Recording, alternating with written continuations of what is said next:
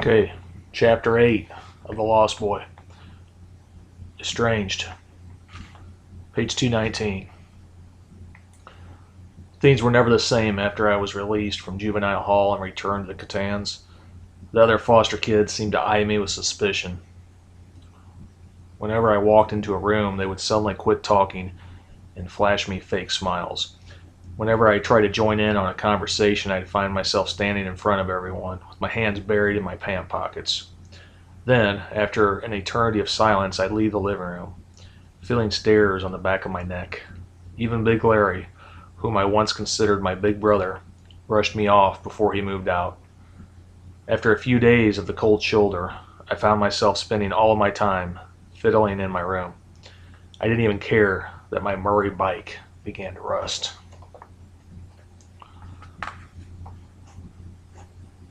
Page 220. One Friday afternoon in July 1974, Gordon Hutchinson dropped by. I felt a surge of excitement as he marched up the stairs into my room. I couldn't wait for someone to talk to, but I knew by his grim look that something was horribly wrong. "What is it?" I asked in a low voice. Gordon placed a hand on my shoulder. "You need to pack a bag," he said with pity. I brushed his hand away. Visions of Hillcrest filled my head. "Why?" I exclaimed. "What did I do?" Gordon gently explained that I was not in any trouble and that he knew about the struggle I was having at the Catans home since I had moved back. He also stated that he had been trying to move me into another foster home with fewer kids. Besides, he confessed, I'm in a jam. I got a bigger kid being released next Monday from the Hill, and, well, he's been assigned to live here. So come on now, move it. I wanted to cry, but instead I ran to my room. My heart raced from a combination of excitement and fear of not knowing what was going to happen to me next. With the speed of lightning, I flung drawers open, yanked clothes from hangers, and stuffed everything I could into a large brown grocery bag. Minutes later, I stole a moment of time to take a final look at the room I had slept, cried, and played, spent so much time thinking in for just over a year. Page 221.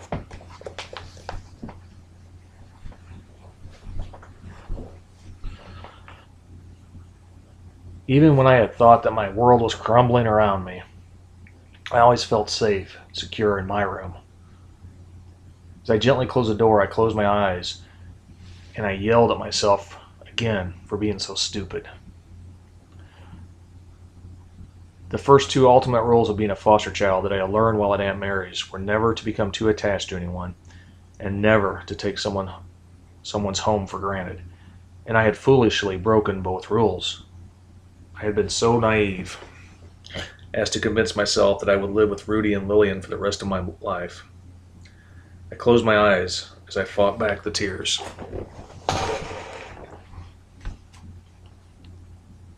After Gordon placed a phone call to another foster home, he had to separate Lillian and me as we sobbed in each other's arms. I looked into Lillian's eyes, promising her that I would be a good boy and that I'd stay in touch. Outside, Gordon swung open the door to his brown Chevy Nova, then hurled my belongings in the back seat before allowing me to slide into his car. As he backed out of the driveway, I could clearly see the streaks of black mascara run down Lillian's face.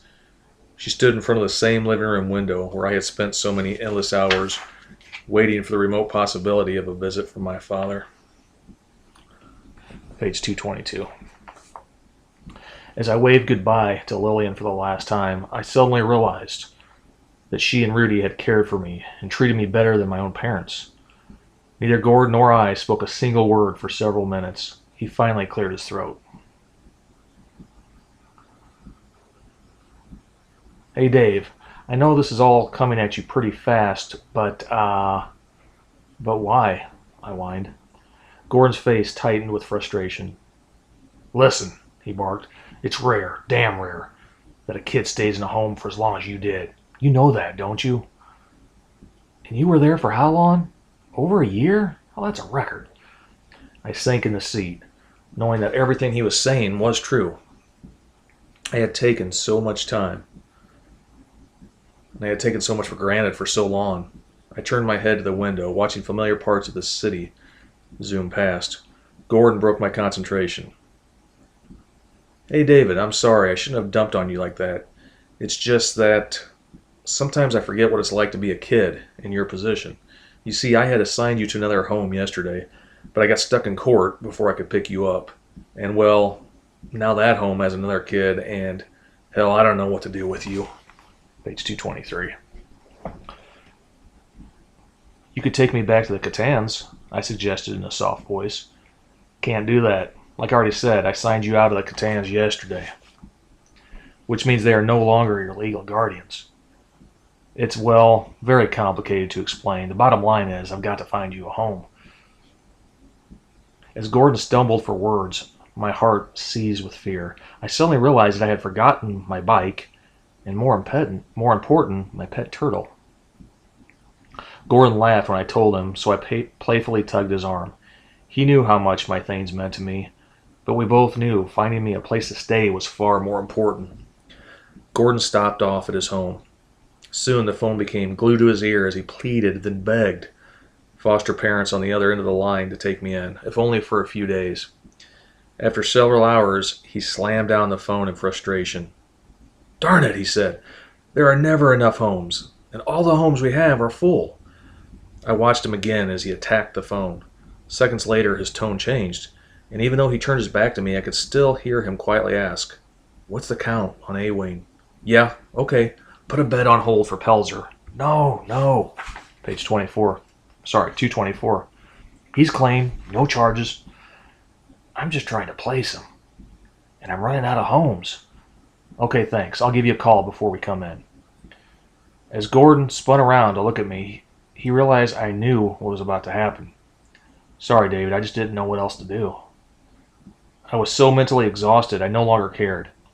In a strange way, I actually looked forward to the routine at the Hill and seeing counselors like Carl Miguel again.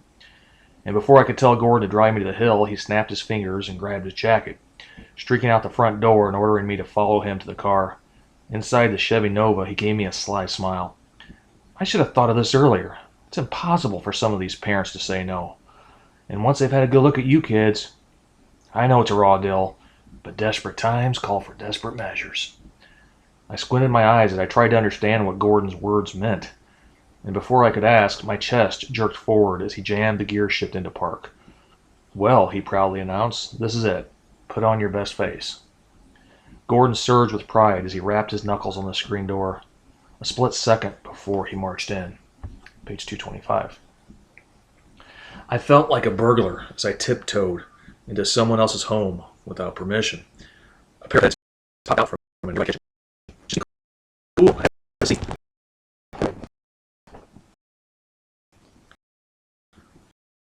Gordon gestured to the couch for giving me a week.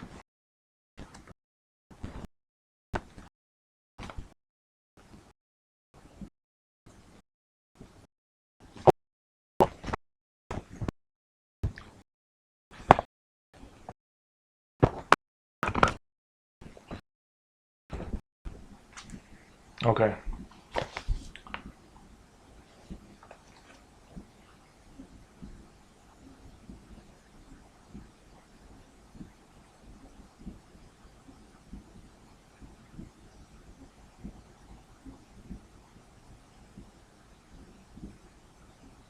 He spun on his heels, and he opened his arms. Harold! Alice! Good to see you. How you been? He strolled into the kitchen. I shook my head and I chuckled to myself at Gordon's chameleon-like personality. I knew if he wanted to, he could charm anyone into anything.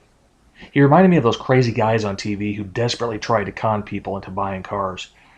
Before Gordon pulled up a chair at the kitchen table, I knew we were in trouble.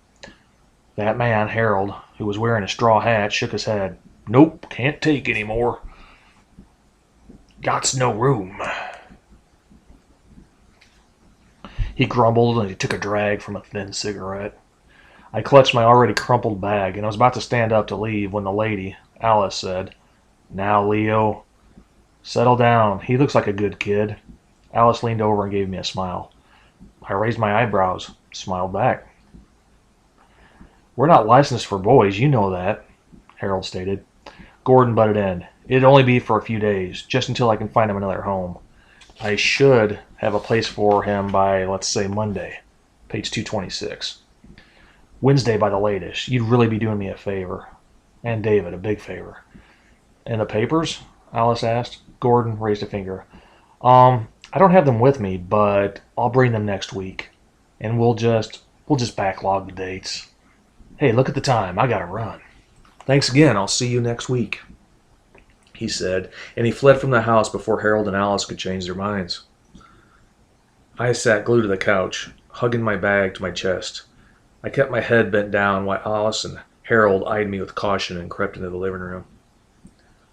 Well, where's he going to sleep? Harold asked in a stern tone, and after a small squabble, Alice decided I would share a room with Michelle, a 17-year-old foster child who worked at night. Harold continued to protest, claiming that sharing a room with a young lady is not proper. Trying to make a good first impression, I marched up to him, looked him straight in the eye, and shrieked, "Oh, it's okay. I don't mind." As the words spilled out, I knew I was in trouble. For the next 4 nights, I curled up beneath a set of old wool blankets on the living room couch. Page 227.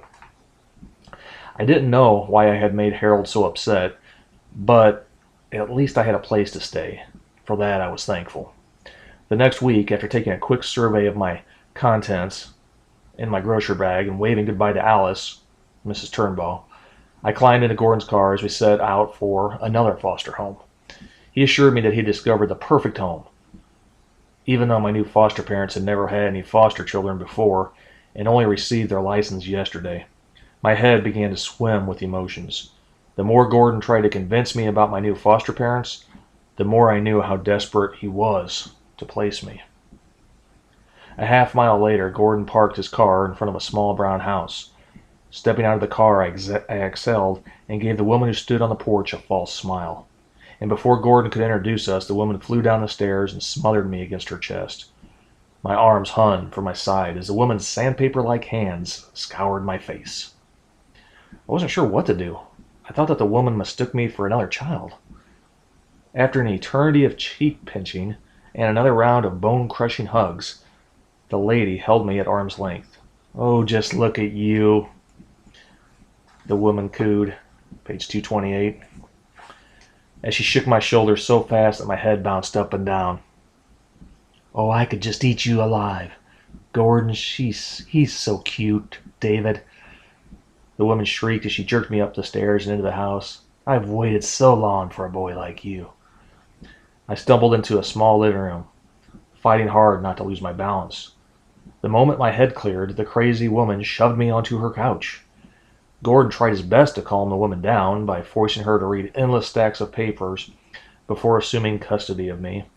Finally, he sat her down and explained everything he could about my character over and over again, emphasizing the fact that if she had any questions, to give me a call. "Oh, not to worry," the lady said. She smiled at me and seized my hand.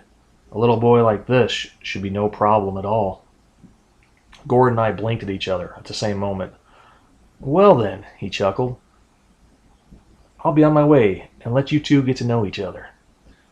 I walked Gordon to the door. Without the lady knowing it, he bent down and whispered, "Now be a good little boy." I cringed, as he knew I would. After Gordon drove away, the woman flopped onto the couch. She batted her eyes and shook her head from side to side for several minutes. Page 229. I thought she was going to cry.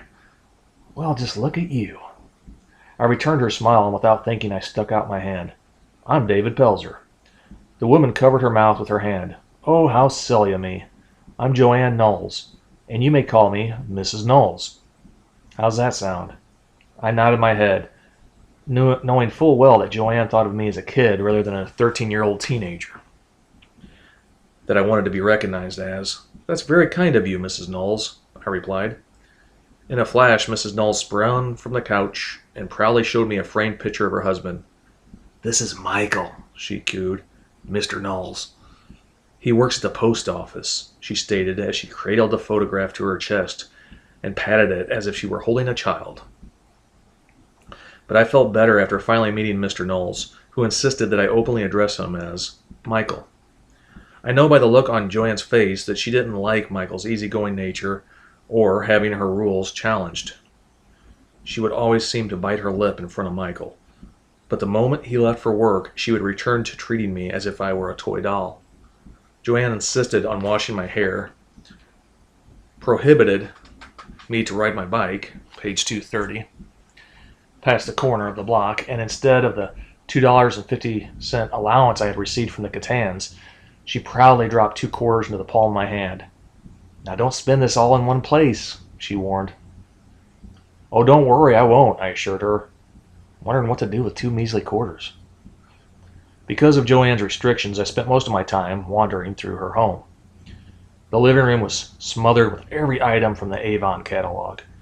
I'd spend hours gazing at the thousands of articles. By early afternoon, I became so bored that I'd plop down in front of the television and watch Speed Racer cartoons.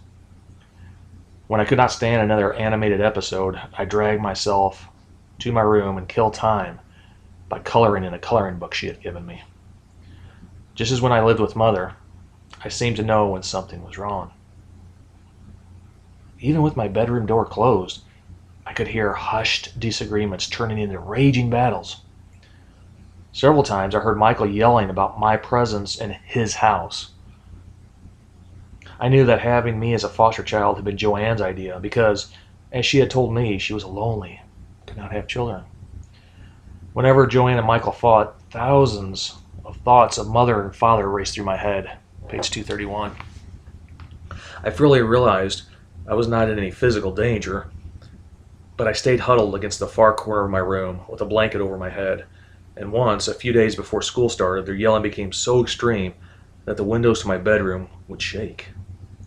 The next morning, I tried to talk to Joanne, who seemed to be on the verge of a collapse. I stayed by the side of the couch the entire day, watching her clutch her wedding picture to her chest as she slowly rocked back and forth in the chair.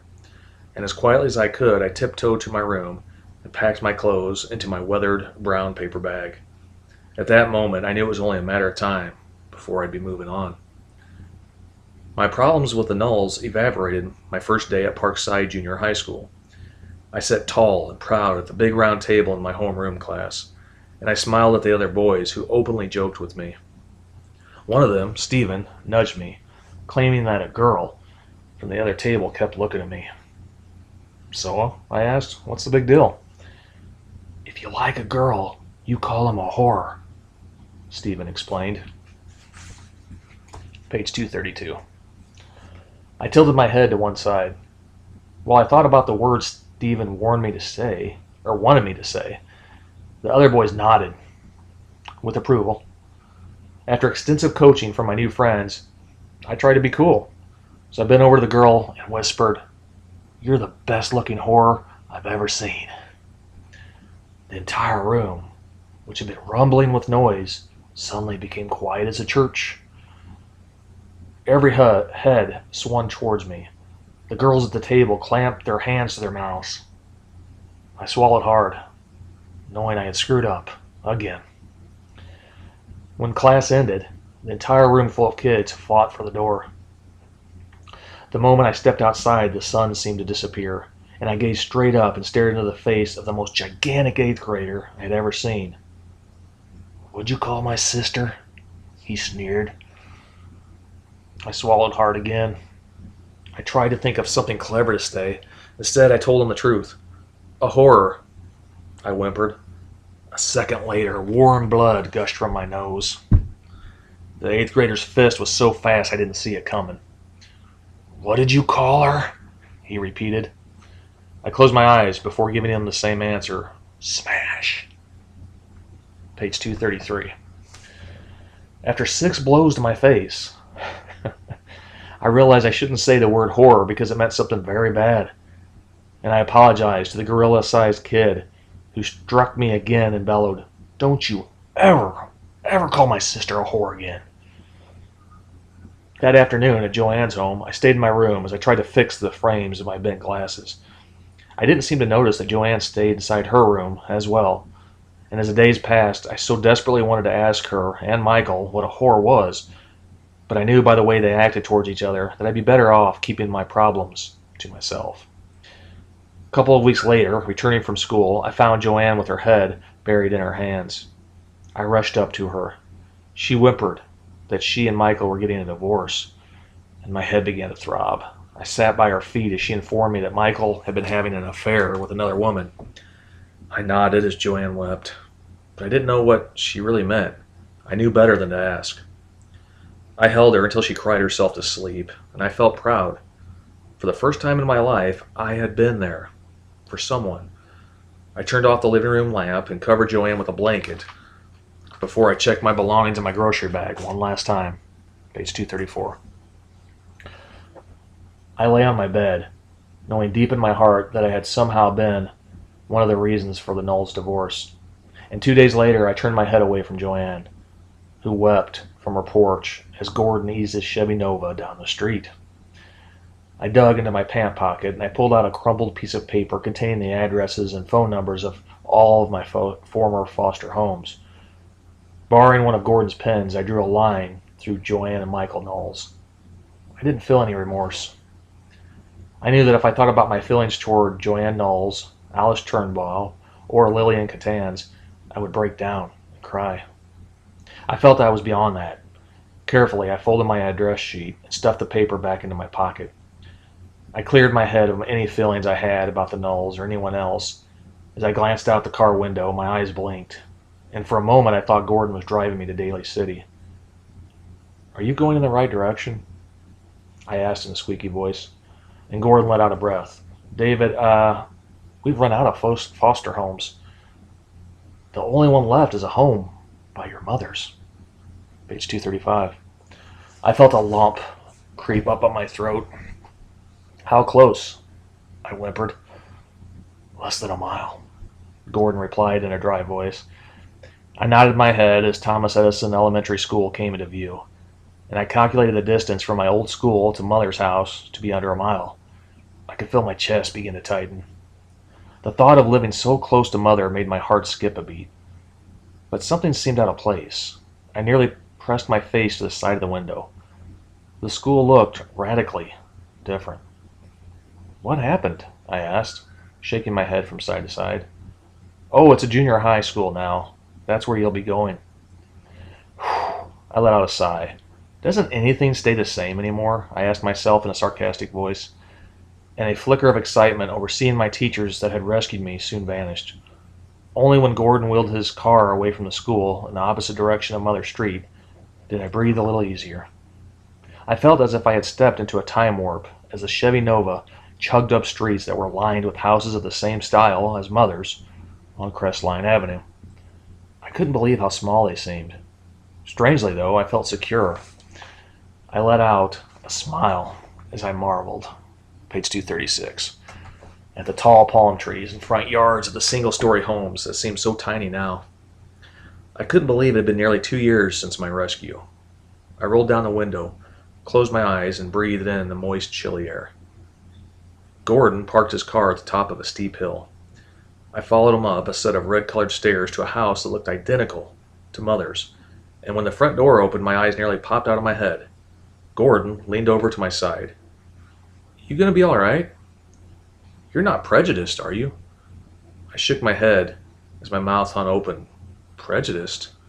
I asked. I had never had black foster parents before, and a tall lady shook my hand and introduced herself as Vera. I automatically took my position on the living room couch as Gordon and Vera talked in the kitchen. My eyes darted in every direction, searching every corner, every beam of Vera's home. The entire floor plan seemed the same. I remembered that the walls of Mother's house usually reeked from the thick, choking smell of cigarette smoke and the heavy stench of animal urine. But Vera's home had an open, clean feeling to it, and the more I gazed at Vera's home, the more I smiled. Page 237. Minutes later, Gordon sat down by me on the couch with his hand on my knee. He warned me that Mother's house was off limits, with a radius of 1 mile.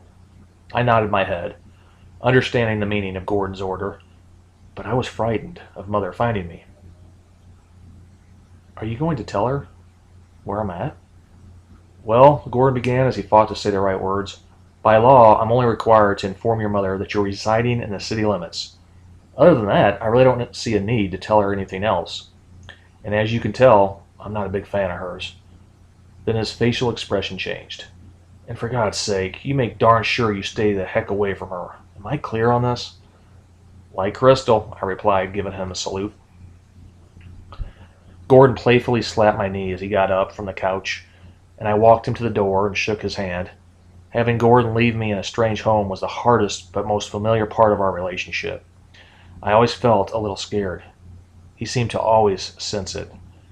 "You'll be fine. The Joneses are good people, and I'll check in on you in a few weeks."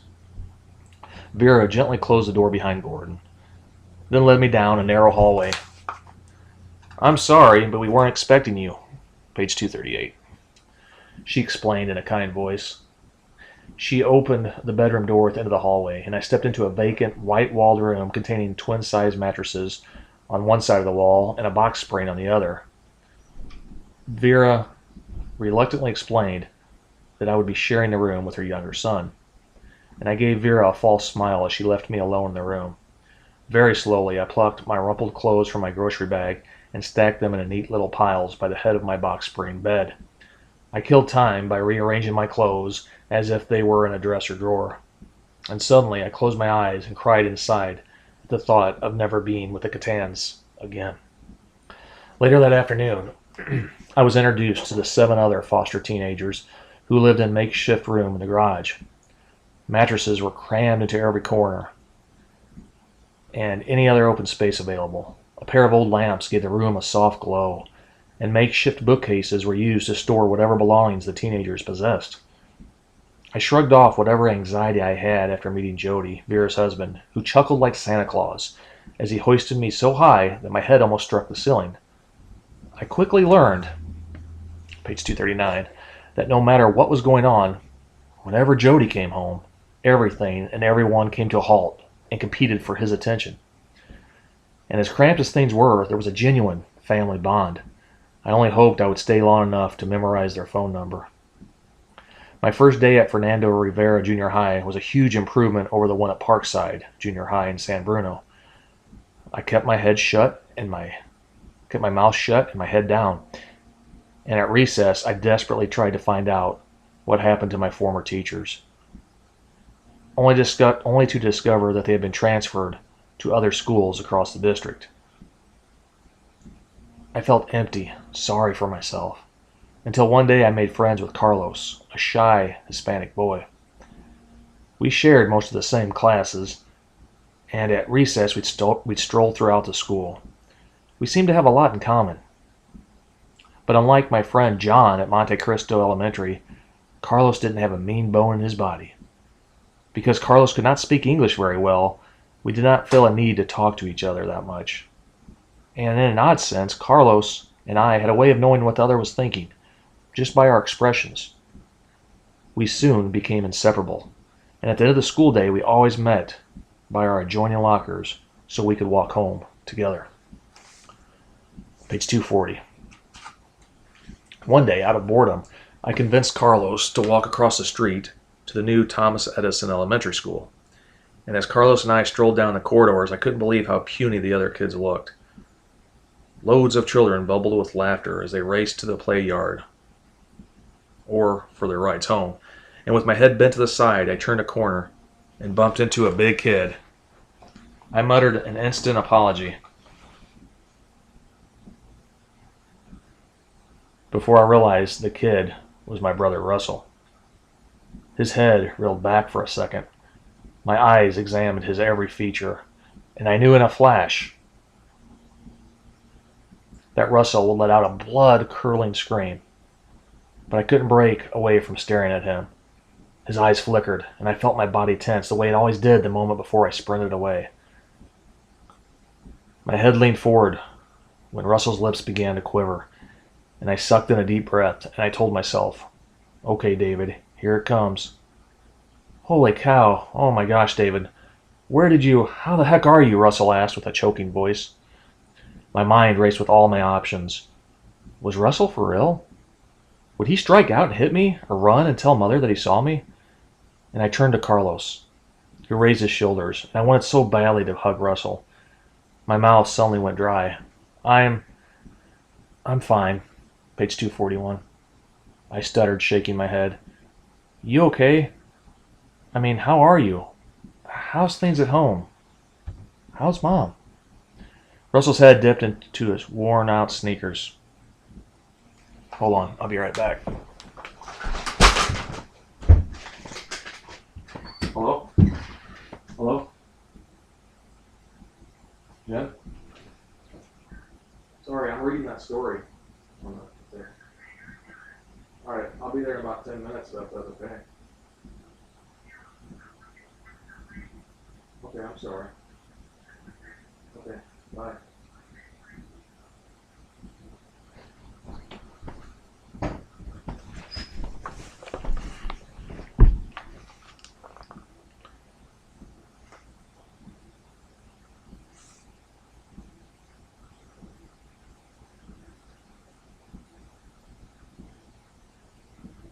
Okay, we will finish